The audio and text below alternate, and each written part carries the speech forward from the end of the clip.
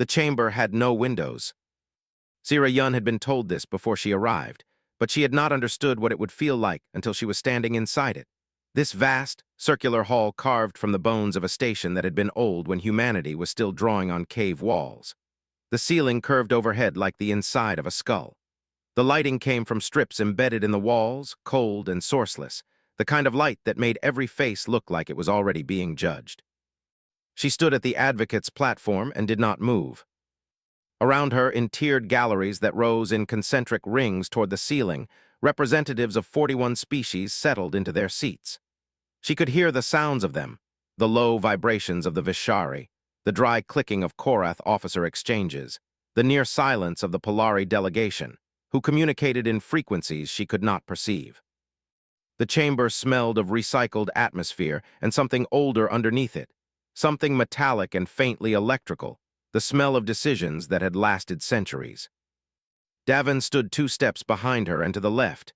She could feel his presence the way you feel a wall in the dark, not comforting exactly, but solid, real. She did not look at him. She looked at Arbiter Vian, who sat at the center of the elevated bench across the chamber floor, flanked by 2 associate arbiters whose species Sera had spent 3 weeks memorizing. Vian was Athusi, ancient and slow-moving, with skin like weathered bark and eyes that had seen, by Sera's rough calculation, approximately 400 years of exactly this. Vian raised one hand. The chamber quieted.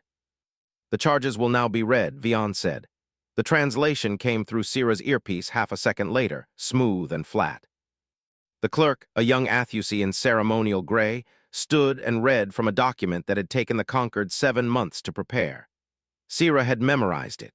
She had read it so many times that she could hear the pauses between the clauses, the places where the language had been chosen with a precision that was almost beautiful in how completely it trapped her. "The Terran Confederacy," the clerk read, "is charged with violations of the universal laws of sanctioned conflict, specifically Articles 7, 12, and 19, concerning unauthorized asymmetric engagement, civilian integration into active combat networks, and the unilateral modification of recognized surrender protocols during the Karath incursion of 2271. These violations are alleged to constitute a fundamental breach of galactic law, one that, if left unanswered, would set a precedent threatening the foundation of sanctioned conflict across the known galaxy." The clerk sat. Vian looked at Sera. The advocate for the Terran Confederacy may respond to the charges at this time or reserve response for the presentation phase. Sera had planned to reserve. That had been the strategy: stay quiet, take notes, let Oskin show his hand before she showed hers.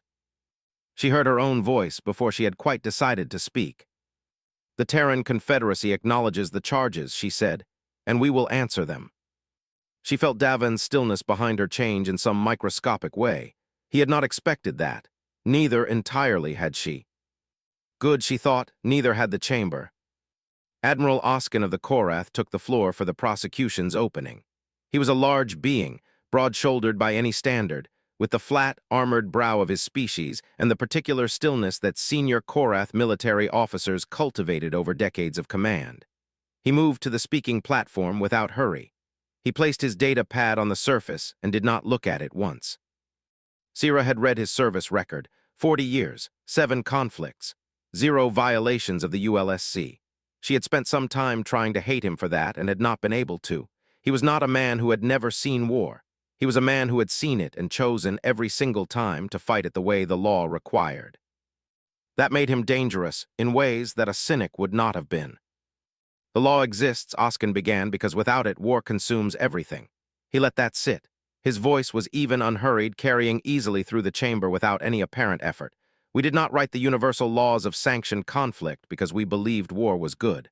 We wrote them because we understood that war, uncontained, is the end of civilization, not metaphorically. Literally, we have seen it. Several species in this chamber have seen it.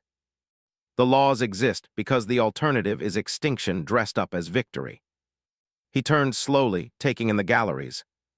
"The Terran Confederacy fought the Karath incursion using methods that are explicitly prohibited under Articles 7, 12, and 19. They integrated civilian infrastructure into their combat networks, making it impossible to distinguish between military and civilian targets. They deployed asymmetric tactics designed to maximize enemy casualties while minimizing their own. Not a tactic the law forbids in principle, but one which, executed as Earth executed it, caused disproportionate harm to non-combatant populations on 3 separate engagements. And they modified surrender protocols in the field without authorization, in ways that resulted in the deaths of Karath soldiers who were, under galactic law, protected. He paused. They won, he said it plainly, without sarcasm and without admiration. They won, and they believe winning justifies the methods. This is not an argument the conquered can permit to stand, because if it stands, the law means nothing. Every species that loses a war cleanly while their enemy wins it dirty will ask why they bothered. And when enough species ask that question, there are no more laws. There is only the next war. He returned to his seat.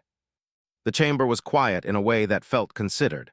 41 species processing the argument, measuring it, finding, Sera suspected, that it fit neatly into the shape of what they already believed. She wrote one word on her pad. Why? That evening, in the small suite assigned to the Earth delegation in the station's residential wing, Davin sat across from her at a table that was slightly too low for human proportions and looked at her for a long time without speaking. She poured water into 2 cups, set one in front of him. He did not touch it. You changed the opening, he said finally. I acknowledged the charges. That was always an option. It was an option we had decided not to use. I changed my mind. He was quiet again. Outside the small viewport, the dead star that Athos Prime orbited hung in the dark, dim and reddish-brown, giving off just enough light to remind you it had once been something. He is not wrong, Davin said. Sera looked at him. Oskin, Davin said, his argument, about the law, he is not wrong that it has prevented worse conflicts. He is not wrong that a world without those laws would be more dangerous. He believed it when he said it, and it is worth understanding why. Sera said, I know he is not wrong. Then what are you going to do? She looked at her water. She thought about her brother, who had died in the 3rd year of the Karath incursion in a defensive engagement that, under ULSC rules, Earth should not have been able to win. He had lived because of the tactics Oskin had just finished prosecuting. He had lived, come home, and died 2 years later of something unrelated and ordinary.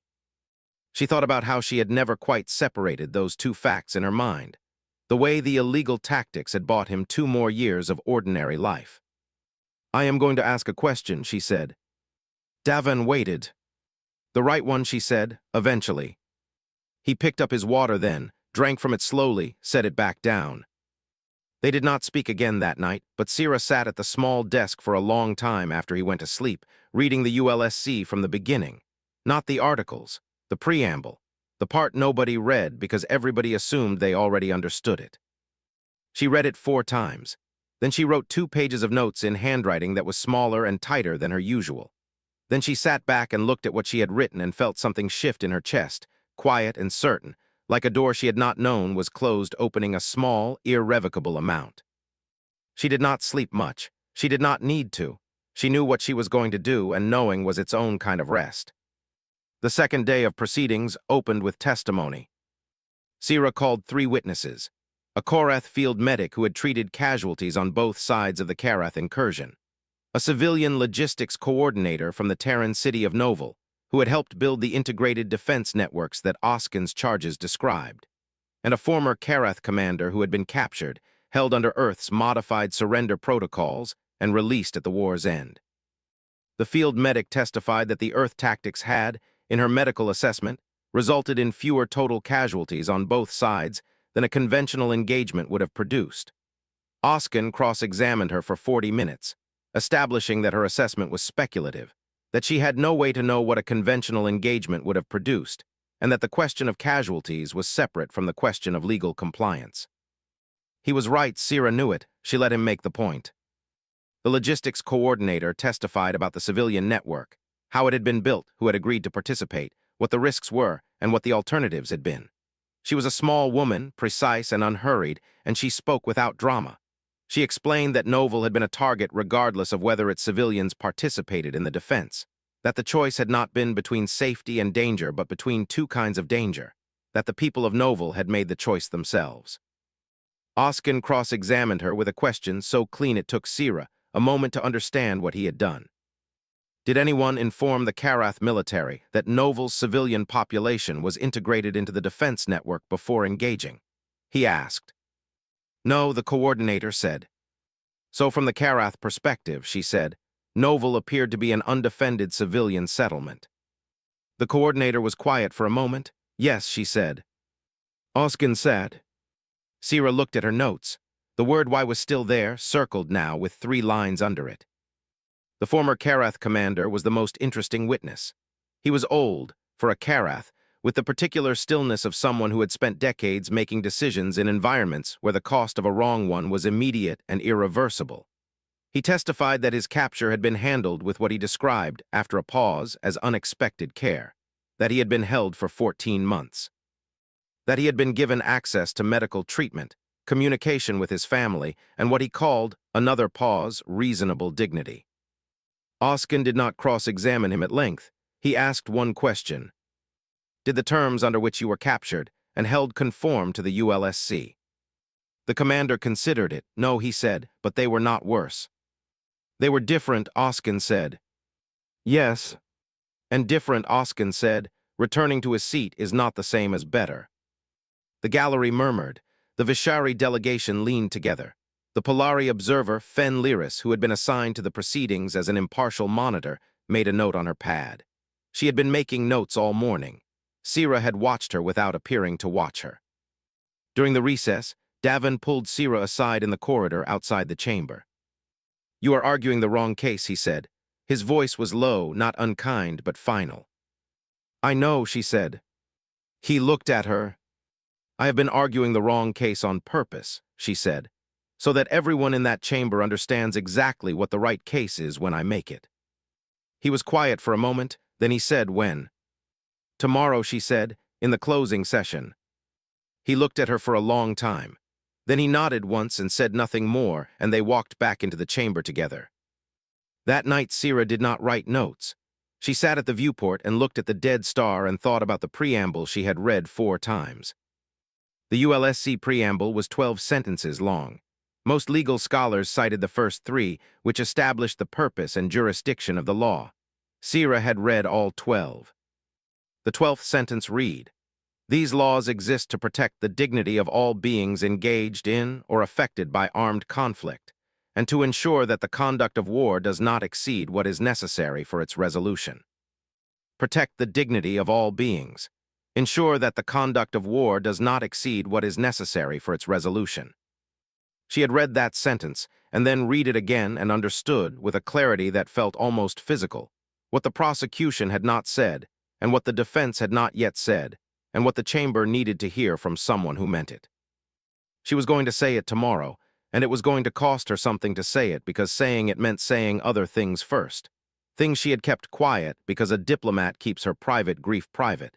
Because the hearing is not about you. Because you do not use the dead as arguments. She sat with that for a long time. Then she thought about Novel's logistics coordinator, small and precise, saying the choice was not between safety and danger.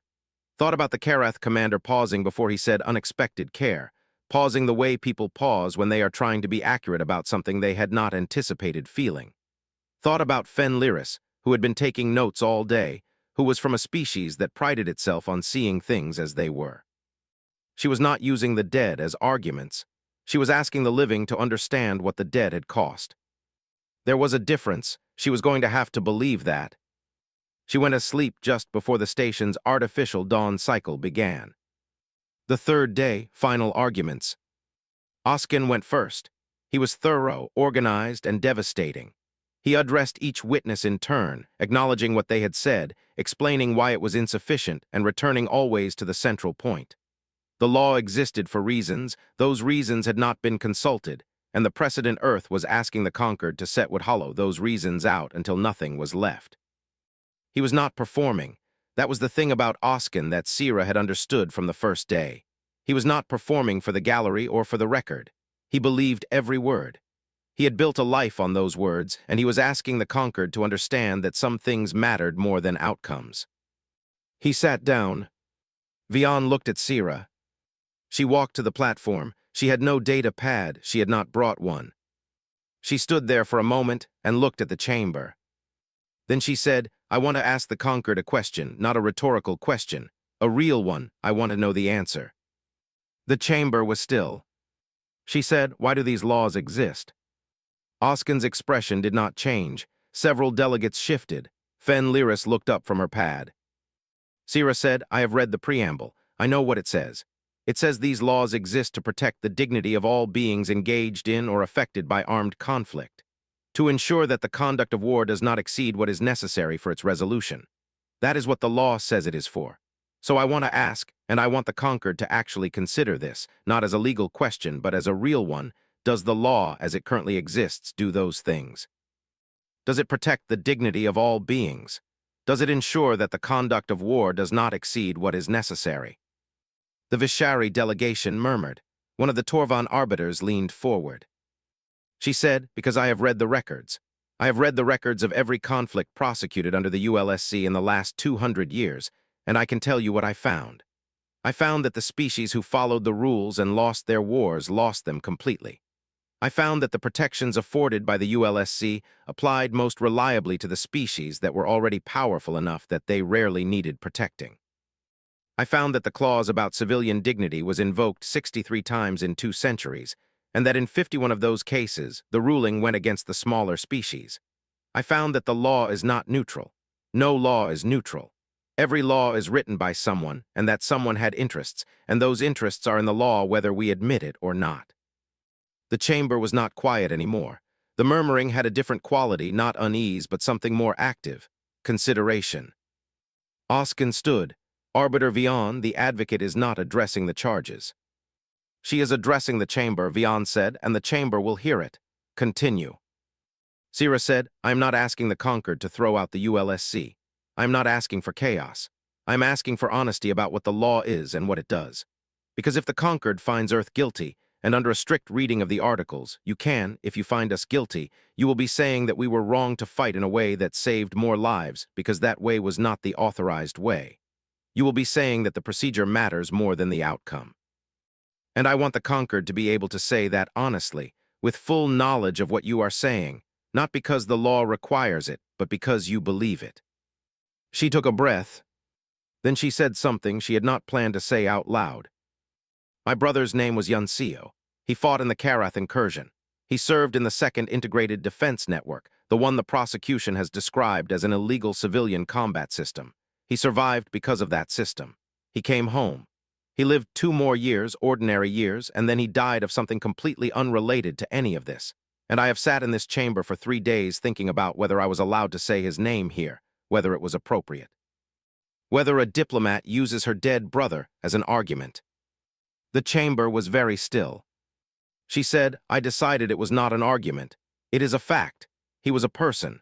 He lived because of a choice that this Concord is now calling a crime. And I cannot stand here and pretend that doesn't mean anything to me just because it makes me seem more objective. She looked at the galleries. She said, humanity has a long and terrible history of wars. We fought them against each other for thousands of years. We created weapons that could end all life on our planet. We burned cities. We erased the line between soldier and civilian so completely that we sometimes destroyed entire peoples and called it necessary. We know what that is. We know what it costs. We did not write our doctrine of armed conflict because we think rules don't matter. We wrote it because we believe in different rules. Rules that measure success not by how correctly a war is fought, but by how many people walk away from it. She paused. She said, I am not asking you to adopt our rules. I am asking you to ask why yours exist. And if you can answer that question honestly, if you can look at those 12 sentences in the preamble and say that the ULSC as written actually achieves what it claims to exist for, then find us guilty. We broke the law. That part is not in dispute. But if you cannot answer that question honestly, if something in this chamber knows that the law protects some beings more than others, that it has been used to make sure that the right species win the right wars, then the Concord has a responsibility that goes beyond this case. You have a responsibility to the 12 sentences, not to us, to those. She stepped back from the platform. She returned to her seat. Davin was looking at her. She did not look at him. She looked at Fen Lyris, who had set her data pad face down on her armrest, and who was watching Sera with an expression that was very careful and very much not neutral. The deliberations took 4 hours. Sera sat in the anteroom with Davin and did not talk. He brought her water. She drank it. He sat across from her with his hands folded and his eyes somewhere distant, and she thought about all the wars he had seen and all the arguments he had made and all the times he had probably sat in rooms exactly like this one waiting to find out if it had been enough. She said eventually, "Did I do the right thing?" He considered it. "Which part?" "All of it." He said, "You said true things. Whether they were the right things depends on what the chamber does with them." She said, "That's not an answer." He said, "No." He paused. "You said his name." She had not expected that to be the thing he chose. "Yes," she said. He nodded slowly. She said, "Was that wrong?" He looked at her for a long moment. His face was difficult to read, which was usual. Then he said, "I have spent 40 years believing that keeping your private grief private was a form of professionalism, that you served the living better if you did not burden the proceedings with the weight of the dead." He was quiet for a moment. "I am not certain that is true anymore." That was the most he had said about himself in the 3 days she had known him well enough to notice. She did not push it. They sat together in the quiet of the anteroom while the Concord deliberated, and she thought about her brother, not as argument and not as grief, just as the fact of him, present and particular, the way he had laughed, the way he had complained about the food on transport shuttles, the 2 years of ordinary life that the Integrated Defense Network had purchased. She held those things in her mind and let them be what they were. The vote was close. 24-17 to acquit, with formal proceedings opened on the proposed Galactic Compact of Conflict, a new framework, not Earth's doctrine, not the ULSC, something that would have to be written by every species together in language that every species could agree on. Earth and 12 other species were named to the initial drafting committee. The 12 other species were, without exception, smaller ones, the ones who had watched Sera's testimony in the kind of silence that meant recognition. Oskin stood when the vote was read. He stood and left the chamber without speaking, his footsteps the only sound in a room that had not yet found its breath. 3 of his junior officers did not follow him. They remained in their seats. One of them, Sera noticed, was writing. Fenliris found her in the corridor afterward. The Polari observer was silver-skinned and slight, and her expression was the careful, controlled neutrality of someone who had spent a career not letting their face say what they were thinking. But she looked at Sera for a moment with something underneath the neutrality that Sera thought might be the closest a Polari diplomat could come to directness. "You took a risk," Fen said. Sera said, "Yes." Fen looked at her for another moment. Then she said, "You are not what we expected humanity to be." Sera thought about that. She said, "What did you expect?" Fen considered.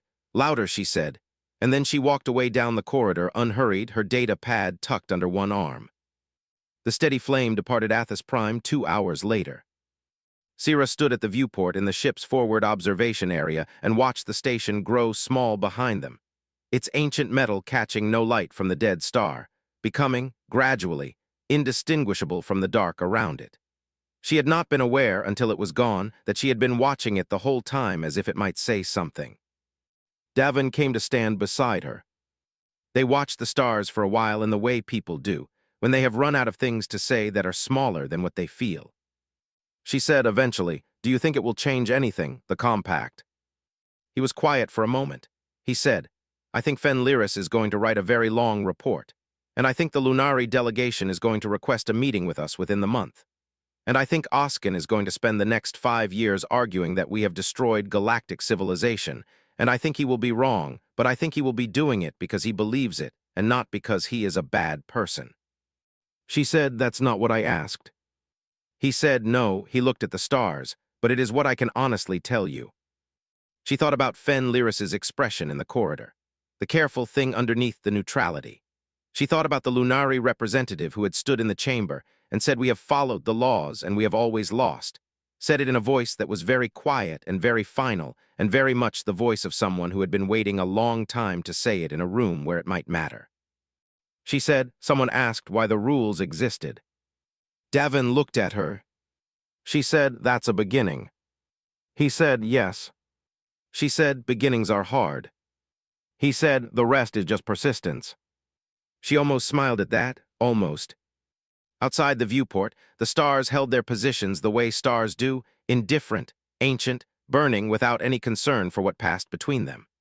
The steady flame moved through them at a speed that would have been incomprehensible to the people who had written the first laws of war, back when Earth was the only world they knew, back when the only sky they had to answer to was their own. She watched the stars and thought about her brother and thought about the 12 sentences and thought about Oskin's junior officer sitting in his seat, writing. She thought about what gets written down and what doesn't, what gets remembered and what gets carried in the body instead, heavy and private and essential. The station had vanished completely. There was only space ahead of them. She did not know what the compact would become. She did not know if the galaxy was going to change or if this was going to be one of those moments that felt like a turning point and turned out to be only a moment. She did not know if she had done the right thing or only the truest thing, and she was not certain those were always the same. She knew that someone had asked why. She knew that in a chamber full of ancient species and centuries of law, a room that smelled of recycled air and settled power, the question had been asked out loud, and the room had not had a clean answer. That was not nothing. The steady flame moved through the dark toward home, and the stars did not move, and somewhere behind them, in a station orbiting a dead sun, a galaxy was sitting with a question it had not expected to be asked, and had not yet finished answering.